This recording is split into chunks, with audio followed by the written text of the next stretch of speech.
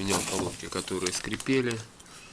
И оказалось, что скрип был, значит, металлических вкраплений не было, ну вот, только одно, но оно выскочило, вот. И оно, кстати, подрало сильно этот диск тормозной. Здесь не было, вот.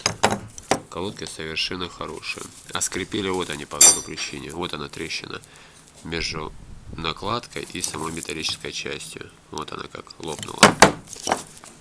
И эта часть.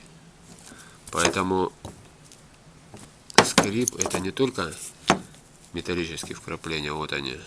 Это еще и именно трещина. Значит, вот они. Вот из-за чего был скрип. Совершенно новые колодки и скрипели из-за того, что вот они лопнули. Вот лопнуло. Накладка отвалилась. Хотя здесь вот оно было металлическое вкрапление, оно вылетело. Значит, если колодки заскрипели, значит надо их проверять. Может быть вот такой вот дефект с колодками.